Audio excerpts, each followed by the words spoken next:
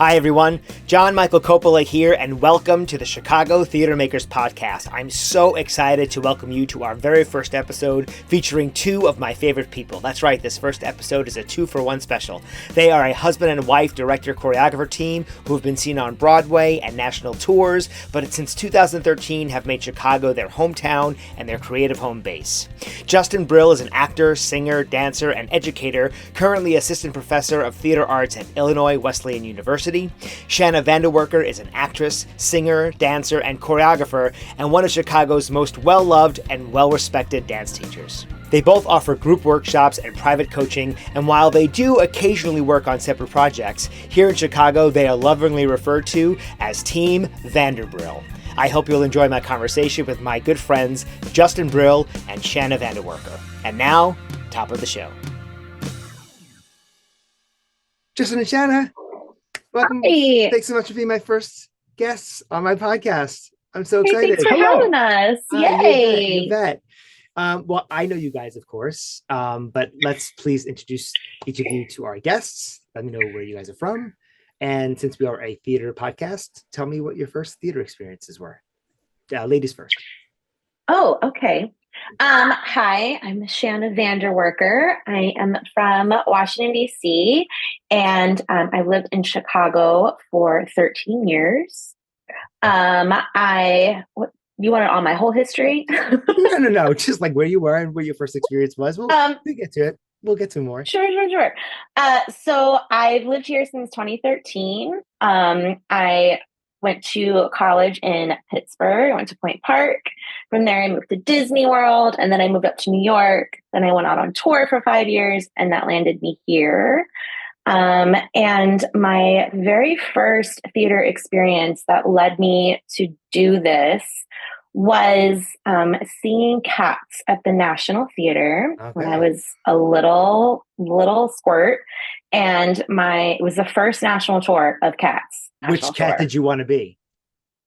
Oh, of course I wanted to be Victoria the White Cat, even from a little being a little nugget. And my parents got the front row of the mezzanine so that my sister and I could lean over and watch everything. And I was hooked. Love it.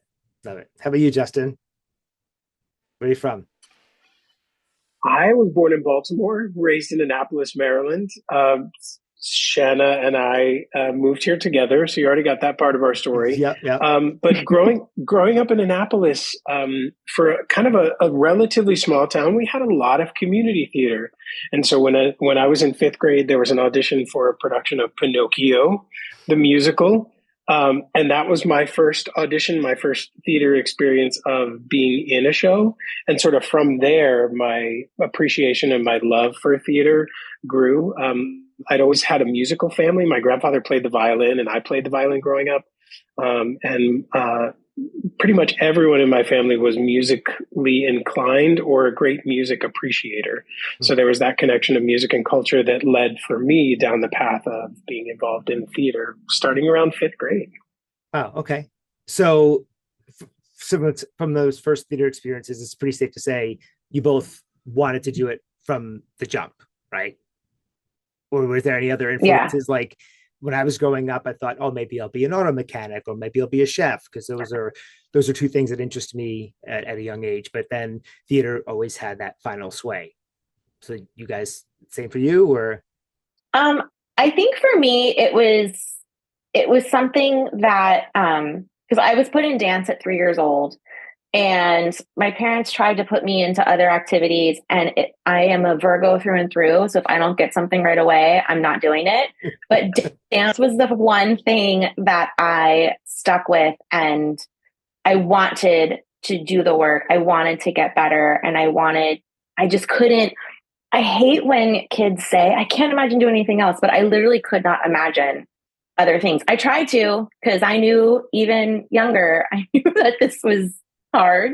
Yeah. So I tried to think of other things, but there was nothing that grabbed my interest as much as wanting to perform. Neat.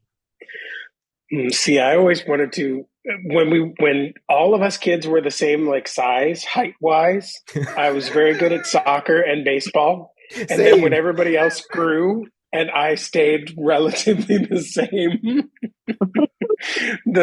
My hobbies of being involved in music and theater kind of took off, and it's interesting because Shanna grew up closer to DC than I did, but the dance teacher that I had who ran a community theater that was very popular in Annapolis that now her sister and her daughter run, called the Talent Machine Company. The founder of that company and Shanna's dance teacher knew each other and knew of each other. And they were both very, how do I say this, very driven women that wanted their students to be incredibly driven. They pushed us. They pushed us to be incredibly detail oriented. And I remember Bobby always saying it's similar to what Shanna always talks about with their students, is the catchphrase of "Don't be boring." But that's what Bobby Smith was. Bobby was always like, you have to come with energy and tension. You have to be a storyteller on that stage. You have to want to make the audience follow you and make the audience see you. And so from a very early age, being involved in shows with Bobby, you could not be on stage unless you were giving 110%. And kind of fully invested and giving everything you had. So I think similar to Shanna's Virgo comment earlier, being a Virgo myself, there's something about that kind of all-in mentality that was very exciting and very appealing. And I think I was drawn to that sort of push for excellence and that sort of push for that 110% that kind of pulled me in a way that I don't think anything else did. Nice. Now, obviously, I know you two very well. Our listeners may not. So you both, I'd like to hear the story for our listeners, how you both met. You want to tell it, babe, or you want me to do it? Oh, he muted. There you go. Yep. So we met on High Fidelity on Broadway. I was the associate choreographer to Christopher Gattelli, and Justin was in the ensemble. And it was it was a wild time. And Justin's original track in that show, when we did it out of town, was to play the fourth ex-girlfriend, Sarah Kendrew. So I got to work with Justin just as much as I was working with the other female characters in that show. And I remember one little thing that I was trying to teach them all how to bevel, and we're working on this Robert Palmer themed number. And I looked at Justin and was like, don't give it all away at once. And then the next kicker was, we were cleaning the show. We were in Tech in Boston, and the Colonial Theater? Yes, the Colonial Theater has this massive green dressing room area for the ladies' restroom in the main lobby. And we were in there. It was like, I don't know, 10:30 at night, because those were the days of full 10 out of 12s. And we were in that bathroom, and I was cleaning a number, and I had to give each one of the ex-girlfriends little sexy poses. And I looked at Justin and was like, okay, well, what do you got? And he hit a pose, and I sealed the deal. I was like, let's go to dinner. Wow. Now it's funny. I did not know any of that. For some reason, I had in my head you both met on Wicked. So that is new information for me and super fun to know. Now, the part that she leaves out is that we were both sort of newly single at the time. And Shanna was receiving a lot of attention from the various people involved in the production, and I had to work. I had to work really hard to kind of. I dropped off. I think there was like a flyer for a yoga studio in town, and I was like, "Hey, I dropped it off at the tech desk with her and Chris. Like, hey, here's the flyer for the studio," and I worked my magic. It was what's that? And with a cupcake. Yeah. And you did that, and Chris Gattelli was like, nudge, nudge. I didn't know what the rating of this podcast was. It is. What? It's R. We could call it R. A good solid R. Sure. Well, what you got? No, we can go deeper. No, I think it's fine. It's fine. It was just, how'd you meet? That's a little bit. That's how you met. That's how we met. And then we were talking. Yeah. And we realized that our dance teachers knew each other. He went to high school with girls that I danced with. We were both in Pittsburgh at the same time, and our paths kept like crossing, but not really meeting. Yeah. I was dancing for a drag performer in a bar and a Halloween show in New York. Yeah. As you do. Yeah. You know, you got to make the extra $40. Yeah. And he was in Rent at the time, and he was dressed as a rent head. And I remember him winning the costume award. And then, 9 months later, we're in Hi-Fi and we're talking about all that. So I love it. So great. So now you've both been on Broadway, you toured the country. What made you guys decide to move here, make this be a place to plant your roots and make it your creative home as well? Well, we had both sort of been in New York City and doing that hustle for about a decade by the time that Shanna went back out on tour with Wicked. She had a previous history with Wicked in New York City and then took a break from the show for a while. And then they called her back to go out on tour. So at the time that she went back out on tour first, and then I joined about 6 months after when an ensemble role and a Bach cover opened up, we had both put in like close to a decade of being in the city. And as you know, that like the city is magical. It's amazing. It's like there's just so much excitement on a daily basis, and there's so much possibility as an artist, right? That's the place where you go as a theater artist to kind of try and make your Broadway dream come true. And for a good measure, speaking for myself, I feel like I did accomplish a couple of those check marks that I really was hoping to accomplish, but the grind of it just wore on me in a way. And around right before I joined the tour, my mom had gotten sick and unfortunately passed very quickly.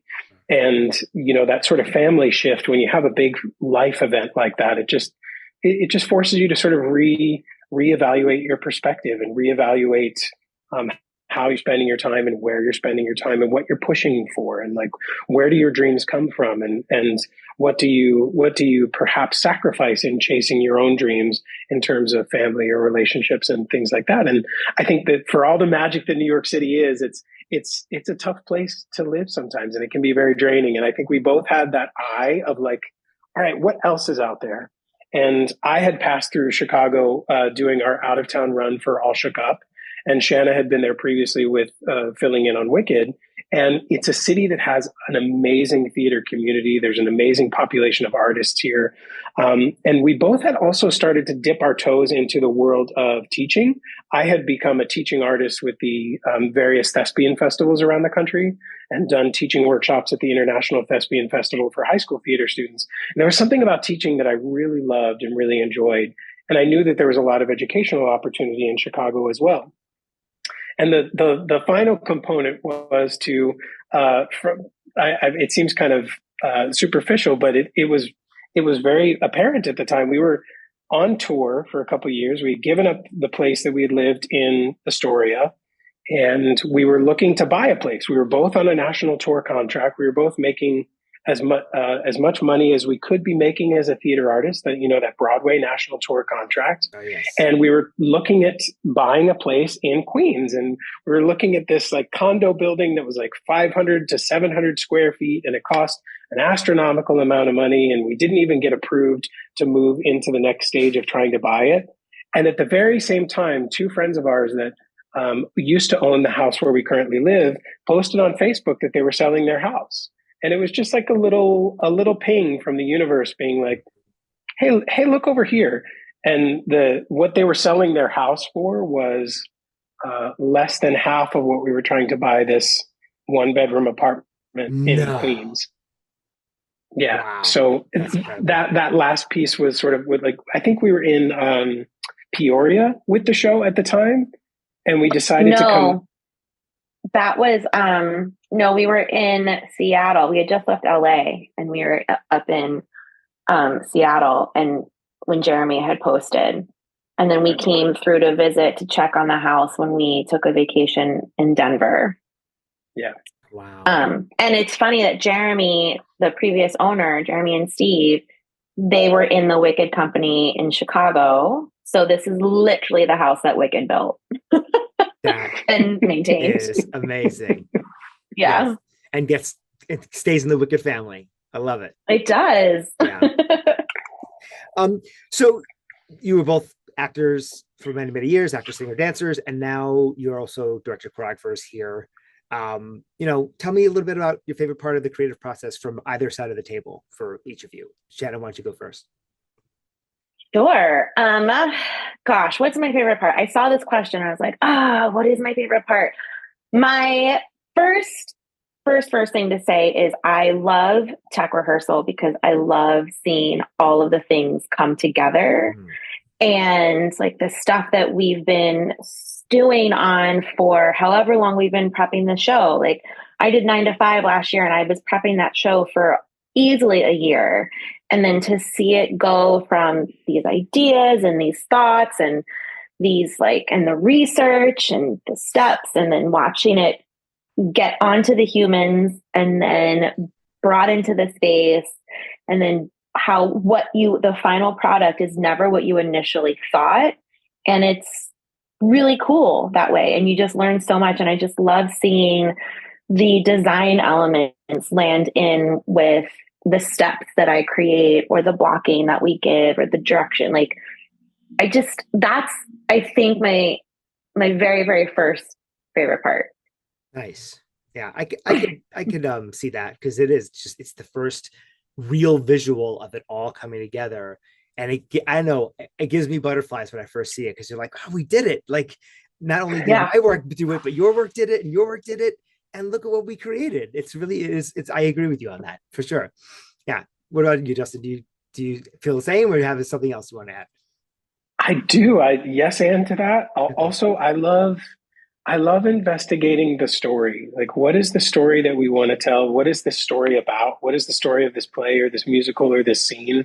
I love kind of digging in from a thought process and then from a research aspect of like, okay, what is at the heart of this story? How does this relate to how we live today, and how does it relate to when the story was written and the writers and what their life was like when they wrote it? Like what was happening for them that went into the reasons and the characters and the dialogue or the sound of the music. I love investigating that side of it and then sort of externalizing that to like collaborate around that storytelling, whether it's the design elements or whether it's working with the performers or working with stage management team.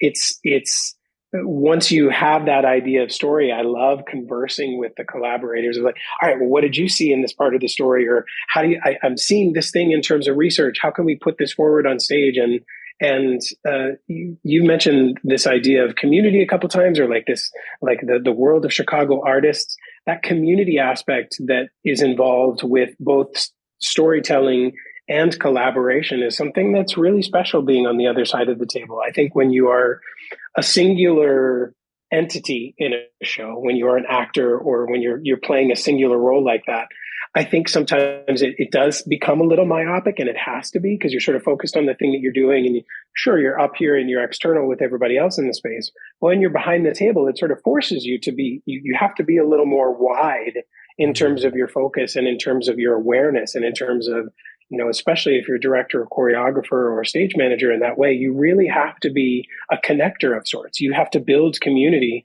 with the people that are in the space so that you can collaborate healthily and so that you can all be on the same page artistically to tell this story. And there's something really like delightfully terrifying and also really exciting about that side of it that I really enjoy. And I think that every time I get an opportunity to be on the other side of the table, it's a singular experience, and I take something different from every group of human beings that I've had the pleasure of being a collaborator in that way with. I also want to amplify what Justin said about research. Like that's something I love about creating, because I am a history dork. I love history, the good, the bad, the ugly, the beautiful. Like I love to just think about how did we get to this moment in time. Like when I did Saturday Night Fever, I did a full binge of the 70s CNN docuseries for this disco show. And it was amazing so that you can bring these people to life. And then on the other side, when I was still performing, and Justin, something that he said pinged in my ear. And this is, what I think really separates the two of us from our performer journeys is I love ensemble work.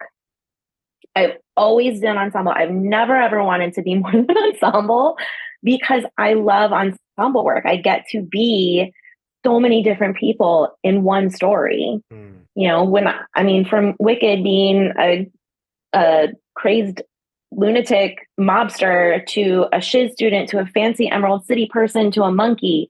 And then when I got to do Evita, I was like so many different people. It's so special to be able to flex those muscles and tell a whole story through all sorts of different viewpoints. Yeah. It's funny. I want to go back to what you said about the CNN documentary, because, you know, now there's so much available content on the internet. And when we were, you know, all living in New York, you had the New York Public Library, and that was it. Probably maybe some bootlegs of VHS that your friends passed around of like little clips here and there. But yeah, what a big difference it is in all the slime videos they have now on YouTube. Yeah, maybe I'll edit that. I'll edit that part. You don't know what a slime tutorial is? That's the slime tutorials. Yeah, slime tutorials are the code name for Broadway bootlegs on YouTube. If you just type in like Dear Evan Hansen slime tutorial, you'll see like 5 or 6 different versions. Oh, it's a rabbit hole. If there ever was a rabbit hole, if you're bored and you want something to do, type in any show you could think of, slime tutorial, to see if it exists, and it probably exists. It's fascinating. Yeah. I'll have to edit this part out. No, we're not the ones that recorded it, so why would I edit that out? Justin, I want to turn to you for a second. On your bio at IWU, you've got a wonderful quote in your bio, and I want to say it verbatim, if I might. You thrive to facilitate an atmosphere of joy where all participants feel a foundational sense of belonging and are welcome to bring their full selves into the work. So I'd love for you to tell our listeners about some ways you facilitate that atmosphere. Oh, yeah, I think it's education, higher education, especially in the theatrical world, is delightfully challenging for many different ways. And I think that where that quote and how that quote is applied in the space for me is that I do want everyone to feel a sense of joy and a sense of freedom within that joy, a sense of flexibility in the space. If we can't have some aspect of joy and fun while we're doing, you know, singing and dancing and learning how to sing and dance and act better, I feel like we've missed something in the process. And going hand in hand with that fun for me is that I've always found a great deal of joy and a great deal of fun in doing something really well and doing it to the fullest extent of my ability. I find joy in that. I find joy in that sort of, yes, I did as much as I could and I did as well as I could. There's something joyous to me in that sort of fullest expression of my human experience through some aspect of my talent. And what I mean by that sort of foundational sense of belonging is that, you know, it's this idea of what are the ways in which we can depressurize and sort of pull away some of the fear or some of the hierarchy that is inherent in teaching and education, whether it's what are we talking about absentee policies, whether we're talking about grading policies, or whether we're talking about that hesitancy that sometimes comes in higher education. It's like, I want to do it right. I want to get the A. I want to make sure I'm doing this well for you. And I think that what I attempt to do in how I facilitate atmosphere, whether that's the daily checking in with students, how they're doing, what's going on with their lives, do you feel like ready to do this work? That sort of communication that allows us to sort of pull away some of that hierarchy of, I'm the teacher, you're the student, I'm the expert, you know nothing, and I need to give you this information. Mm-hmm. So when we strip those layers away, I find that it allows students to feel more comfortable voicing their own experiences, voicing their perspective, voicing their desires, even when it comes to like selecting material or how that material is performed in ways. And when you allow students to feel like they have as much voice as the teacher has in terms of how the classroom is being facilitated, the type of work that they're doing, how we go about certain projects, or even something as simple as, hey, we haven't had a chance to like warm up today, or hey, we haven't had a chance, like I was running from point A to point B to point C to point D, and I really haven't had a chance to eat anything. I'm like, cool, let's sit and have snacks and like chat for 5 minutes before we get started. Because I'm gonna feel better if I've eaten something. I'm sure you'll feel better if you've eaten something. So it really comes down to, how can we do the work that we've been asked to do? How can we do the work that we are expecting one another to do, me as the teacher and them as the student, in the most sort of humane, delightful, and in a way that honors all of their experience and expertise along the way, so that I'm a facilitator of that work, I'm a facilitator of that growth, versus feeling like I have all the answers and I'm going to impart them on to you. And, sometimes it's successful, sometimes it's not. It's, I'm certainly a human being just like everybody else. So I have good days and bad days. And that is the intent and the intention of how I facilitate educational spaces, and to a large measure, how I try to direct too. Nice. Just a follow-up question, since you mentioned sometimes it doesn't go as planned. In those moments when it hasn't gone as planned, was it an issue where you couldn't get something out of a performer, or they were just having a meltdown and you had to sort of change course? Tell us a little bit about that. Yeah, I think the main aspects when it hasn't gone sort of the way that I was hoping it would go is that I provide a lot of freedom in my coursework. I provide a lot of questions as opposed to answers. I guide students into a place of questioning and curiosity and wanting to discover what they want out of the work and what their intention out of the work. So, John, if you were in my class and I gave you an assignment for a song, I would lead with questions. I'd be like, John, well, what do you want to get out of this song project? The characters that interest you? What are the things that light you up about storytelling? And how can we use this project to manifest those things? And I find that in today's environment, I think it's hard for a lot of students to feel empowered right off the jump, to feel like their voice matters, to feel like they have a really cool perspective on things. Because I think that the nature of higher education and the nature of auditioning for theater programs, it becomes very result oriented in a lot of ways, and goal oriented, which is an important part of the process. But I want to go back to process. I want to go back to the intention that you bring into the space, and I will refine and shape those choices that come once we start to pull those forward. But I'm not an instructor that ever, my go-to response is never the coaching aspect. I don't want to shine the material on the back end. I want you to find your way into the material first, and then I will provide feedback and shaping on the back end. And I think that sometimes it's hard for students to trust that. It's hard for students to trust themselves. And I think sometimes it's hard for students to have patience with that process. It's hard for me to have patience with that process too. Sure, anybody, yeah.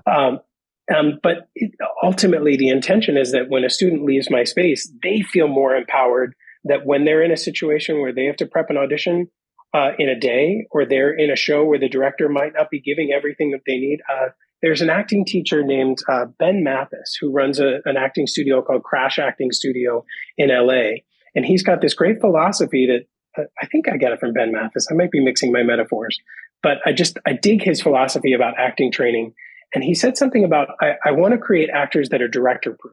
Not that they won't listen to directors, but because whatever situation, whatever level of communication you're getting from a director, you have your process so solid that you can shape, you can modify, you know how to communicate with that director to still bring process forward. Mm-hmm. And I think that, sometimes perhaps I haven't been as clear and transparent with my intention about that aspect of my teaching. So students might get confused. They might feel like I am apathetic and I'm not geared towards wanting to get the best out of them because I lead with questions. I don't lead with results. Yeah. And so that's a little rabbit hole. If you mentioned like, when does it go wrong? It's like, this is how. Yeah. Some examples of that. Yeah. So Shanna, I'm gonna have one for you now. You've associate choreographed a lot of great brand new shows. Most recently, Always Something There at the Marriott. what are some challenges that come with working on a piece that no one's ever seen or heard of before? Are the stakes greater with creating something new because it's a new work, or is there less pressure because there's nothing to compare it to because it's not been done before? Yes. I gave you the follow-up question in the first question too. So it's definitely, I'll work backwards. So with Always Something There, the challenge was doing a new work on a regional theater timeline, right? Like this is a fetus of a show, and they've done readings and they've done like little workshops of it, but they've never fully realized it until this time. And to go into that process with 2 weeks and 2 days in the studio, and then you get 2.5 days of tech, and then you get 3 previews and a couple extra rehearsals here and there. Wow. For a fetus, it's really, really challenging. And I am incredibly proud of what we were able to accomplish in that amount of time. I think it's a fun little bop. You leave with a smile on your face. You sit there and you're jamming to all the 80s. So that was the biggest challenge. I think what was great about this process in particular is that there wasn't the pressure of taking it to Broadway. That is not their intention. Their intention is to just be able to license it. My understanding is their intention is to license it to schools, hopefully regional theaters. So there's not that added pressure of getting it to Broadway where you have to spend gazillions of dollars.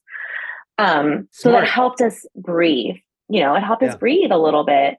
I do think there's pressure because people don't know what it is, right? So they, especially in regional theater, they're, I'm going to go see this Hello Dolly. I'm going to go see this Mamma Mia.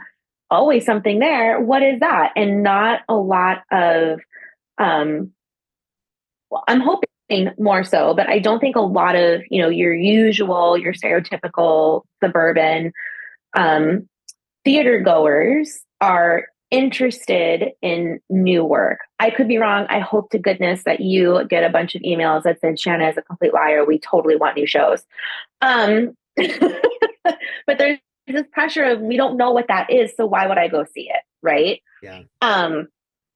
And now going on to shows that I've done in New York and on Broadway, you have this tremendous amount of pressure that it must succeed. It must try to recoup. And this is a conversation that Justin and I have a lot. I have with other friends that are still in New York. Like, I don't think we should be saying we're investing in Broadway shows anymore, because that gives you the thought that you might get a return on your investment.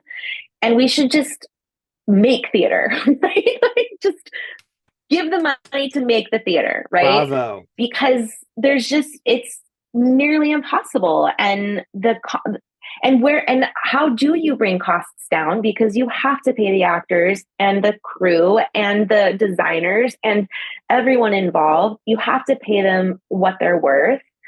And, that the tickets have to go up, but who can afford tickets, especially now, right? Yeah. So you have such crazy pressure in New York to make something that is commercially viable, which I think you end up losing a lot of the heart and the original intent of what the people wanted to do with the story. And then, I was working on a show that hasn't gotten out of workshop phase, but it's a Frank Wallenhorn musical, and it's a beautiful story, and it's now in holding, because who's going to want to see a certain show, or, you know what I mean? So I think there's different pressures in different ways and different freedoms. That makes a lot of sense, given the two distinctly different timelines for each type of project. And I love your mention of we shouldn't be calling it investing in theater. We should be calling it we should just put money towards making theater. That's incredible. And I can't believe that I have never heard anybody else say that. So Bravo to you.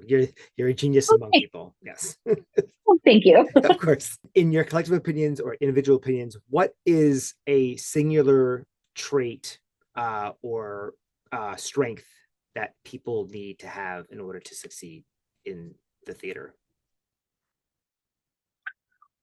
Ooh, a singular? Ooh.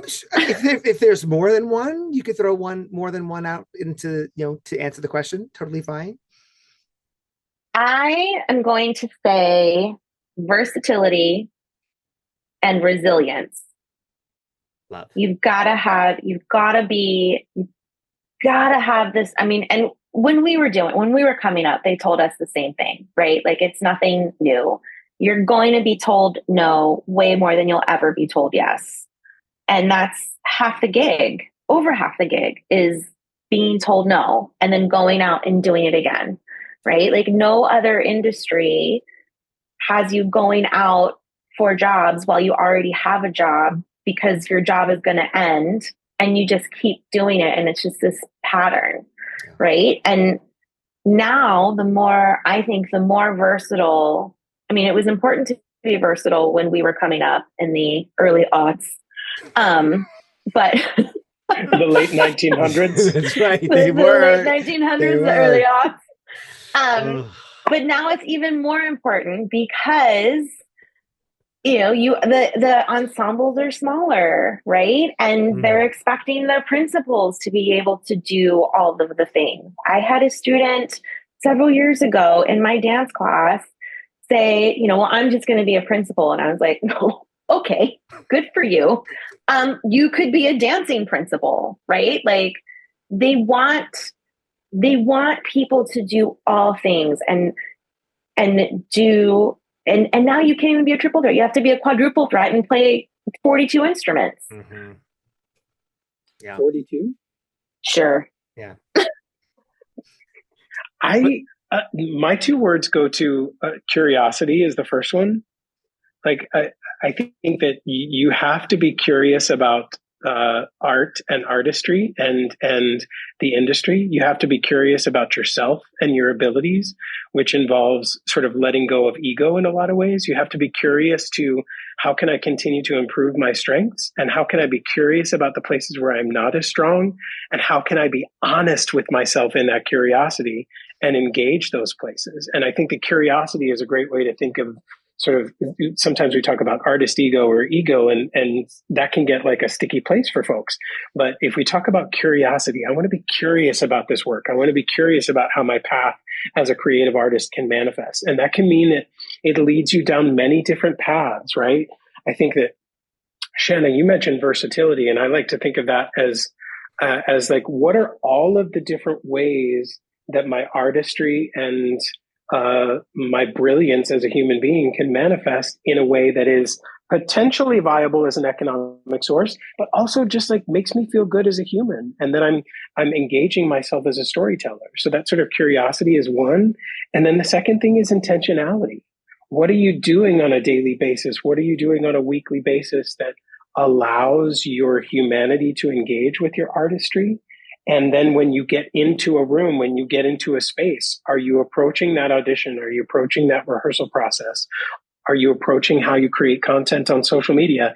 And I am terrible at doing that. So 2 thumbs, don't look at what I do, this guy, but listen to what I'm saying.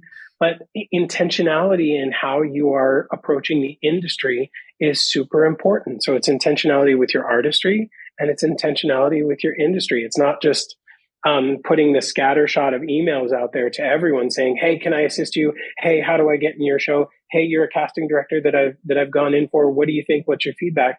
How are you intentionally approaching those relationships and those communications? And I also will say curiosity plus intentionality plus versatility plus resilience to have survival jobs. Right? Because start a podcast. Like start a podcast, right? Or find ways that you can take those 4 things plus the stuff that you have learned about yourself as an artist, right? Like, I did really great in working in an office because I'm organized. I have a dance captain brain. You can teach me things really quickly. And that was super helpful for that. I am not good with humans. So I cannot work in hospitality, but the skills that you get as an actor, right, help you navigate hospitality business. So taking those 4 things and knowing that they don't only apply to yourself as a working performing artist, but also as a human that can survive in the world. Those transferable skills, they're key. Yes, for sure. I've leveraged them many times in my career, as I think we absolutely. So I think I know the answer to this question for you, Shanna, but I'll hear it from your mouth once I ask it. If you had a magic wand, this is for both of you, what changes would you make to the theater world? Shanna would say, we don't want to invest in theater, we want to just throw money at theater. No, I'm just kidding. You could certainly answer it however you'd like, but I was just preempting that for you. If I had a magic wand, I would refine that statement. And I really wish that I wish that our culture could support theater the way they support sports ball. It is it's a really sad thing to me that we look at what we do as performers and and we fluff it off, right? Musical theater or dancing or whatever. And the average human doesn't consider how hard we train to get to a point to be able to be marketable and maintain that marketability, right? Or sustain a career in this as we age.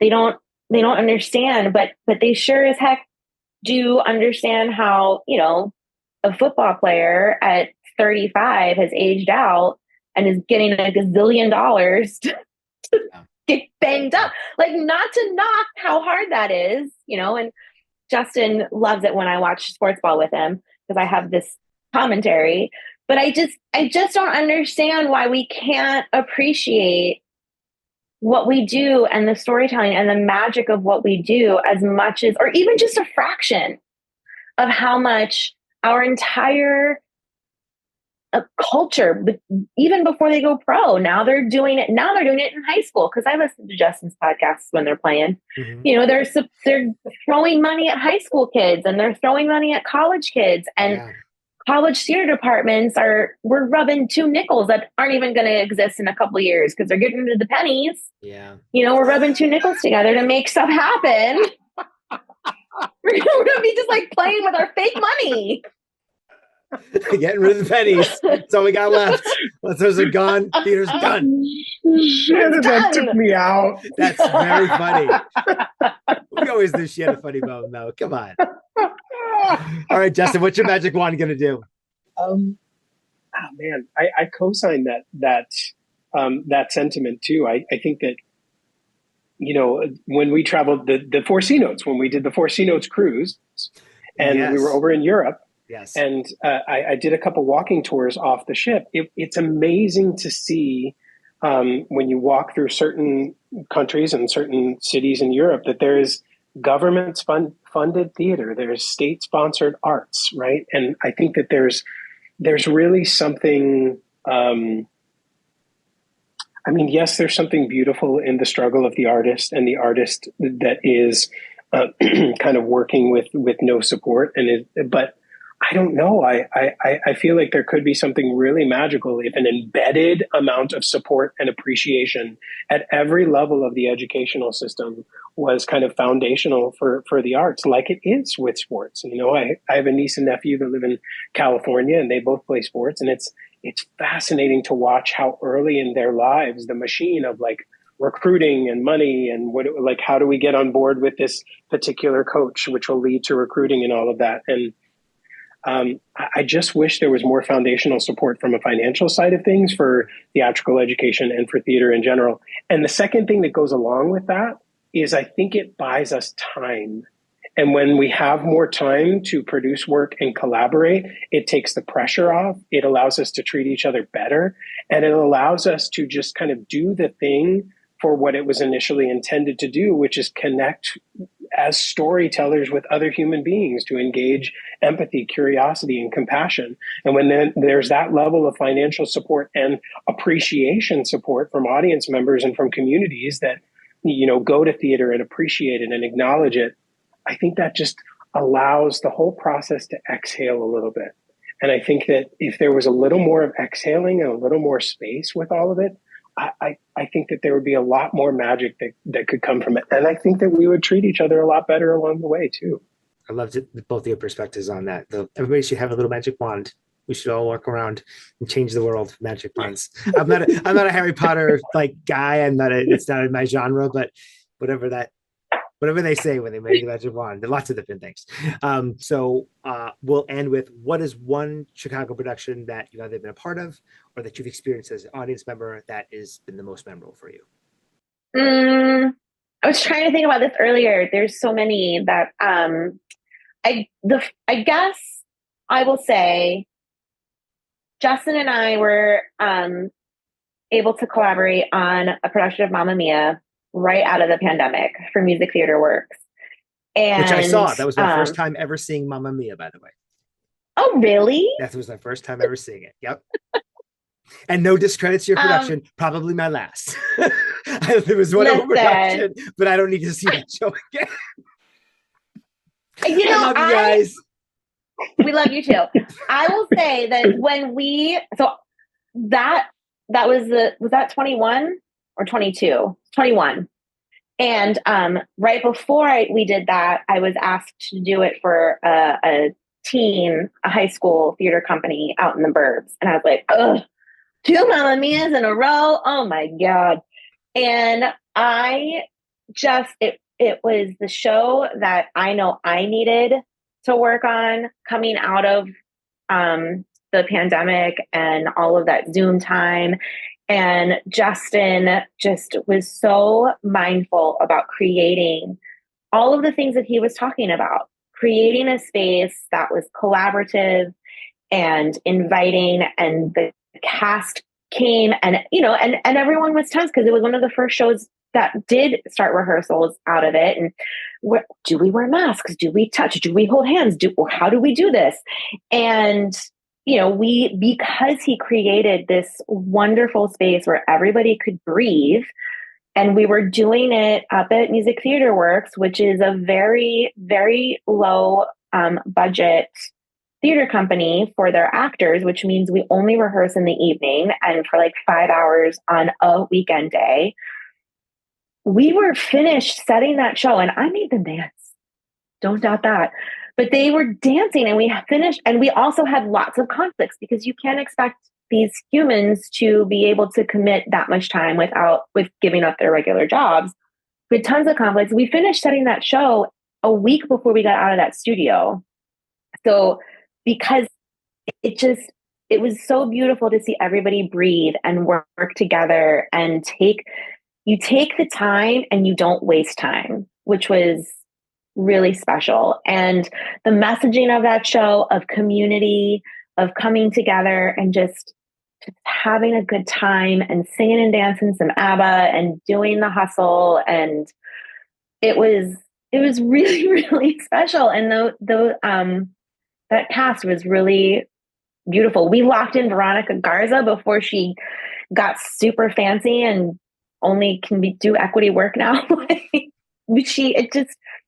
That was really beautiful. And I've had a lot of other ones, but that was the first one that came in my brain. What about you, Justin? Ooh. I think one of my favorite things about Chicago theater is that there's something for everyone. There's small storefront productions to large kind of pre-Broadway development musicals at the larger, well-funded theaters. I didn't really know what Chicago storefront theater really, what it meant. And when we first moved here, as the poster's right behind Shanna, but High Fidelity, there's a theater company called Refuge Theater Project, which is no longer around.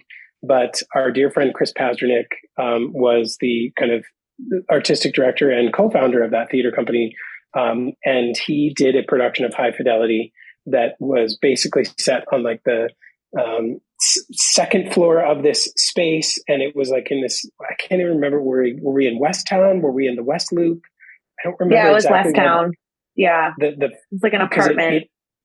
It had two versions. So the second version of it was in an actual kind of more record store space, but this first version of High Fidelity happened in this like apartment area, and we were like what you might consider immersive storefront theater, right? We were right in the space, and we were new to Chicago. We didn't really know a lot of people here that were making theater, but that production for me, it was so good. And that show, it's, you know, people have a lot of opinions about the show.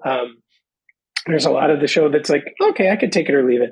But there was something about that experience of seeing that like storefront theater where the people are right there. The aesthetic is kind of gritty and raw and just like come as you are. And I just loved it. I had such a great time. It was a memorable experience for me because of our history with the show. And that sort of taught me what storefront musical theater in particular was. And that sort of set me on the path of imagining a whole new world of what music theater could be like. Because up to that point, it really only was sort of one thing for me. Yeah. If that makes sense. Yeah. Chicago definitely has its own stamp on those types of immersive style storefront productions, which is it's quintessential Chicago. We don't get more Chicago than that. Is there anything that you guys want to promote or say before we wrap up? Well, I will promote always something there. Go see it. If you broadcast this, if you air this before they close in August. I think you're going to be my very first episode to publish. So yes, should be out next Monday. Oh my God. Yay. Yeah. I definitely want people to see it. It's chock full of young Chicago talent. It's a blast. It's an 80s bop, and it's really special at this point in our lives where, you know, 6 of the cast members are my students, and to be able to see, we've been here long enough. We've been here longer than we were in New York, and to be here long enough to see our students go on to do things. And I have another student, she was one of my first students here, who's choreographing her own work here. And that's really exciting. And that is what, I don't know if you wrote this in your little question list, but I think is really special about Chicago theater is it really truly is a community. It's a small enough city. Whereas in New York, it is a small community, but I always felt like I was on the edges in New York. I was on the outside, and I was like, hey, how's everybody doing? And the second I moved here, and I know it's, you know, you were here and Rachel, and I was able to work with Rachel out of New York. But the second I moved here and I walked into an audition, the people there were just so friendly and so inviting. And when you go see it and they want to talk to you, it's not the small talk. It's like truly genuine conversation. And if they don't have anything to say to you, it's a hug, and then it's move on, and that's okay. It's just a really beautiful, supportive environment of wanting to take care of each other that I think is uniquely Chicago and really, really special. I have to agree with you on that. Yeah. I'll also promote for Shanna your Friday Visceral class, your dance class at Visceral Fridays. What time? 11:30 to 1 on Fridays, but I'm not there in August because I'm working on a show at Marriott. I'm working on Catch Me If You Can. Oh, fantastic. So no classes in August. Otherwise, no Visceral dance, 11:30 to 1. 11:30 to 1 on Fridays. All right. And we'll see Justin there too, right? We'll see Justin at dance class. I gotta go. Well, and I will. Yeah. Oh, I was just gonna say, if you have high school students in your world, or if there are any high school students that are listening to this, I run the BFA Music Theater program at Illinois Wesleyan University. It's a small liberal arts college with a very small individual focused program where you get a lot of individualized attention and mentorship. And that is where I'm currently teaching. And I also have a couple of private clients that I work with. We're working with a high school student now, helping her on her audition materials as she preps to going into her senior year. And I also have a couple of Chicago actors that call me up when they have a callback or when they want to work on some audition material. So I am available to do those types of audition coachings as well. Amazing. So where can people find you both on the socials? Shanna? I am Shanna V Dance, SHANNAV Dance. On Instagram? Is that Instagram? Yes, on Instagram. Yep. And Justin? I am Justin_Brill_prof, PROF, on Instagram. And my email address is just my name, Justin@justinbrill.com. Amazing. Well, you both are gems for helping me out by launching this podcast, being my very first guest. I'm so honored you did Heck it. yeah, friend. Good luck. Thanks you so much. And we'll talk to each other very, very soon. You guys have a great rest of your day. Yay. Thanks, John. Bye, guys. Thank you. Bye. Thanks for joining us at the Chicago Theater Makers Podcast. Please don't forget to like, share, and subscribe wherever you get your podcasts. The Chicago Theater Makers Podcast is a production of Spirit Art LLC, and our podcast theme music is by Paul Langford. If you or someone you know would like to be a guest on the podcast, please drop us a note at our website, ChiTheaterMakersPodcast.com. That's ChiTheater, makers with an S, podcast.com. We hope you enjoyed spending time with us as much as we enjoyed spending it with you, and we'll see you on the board soon.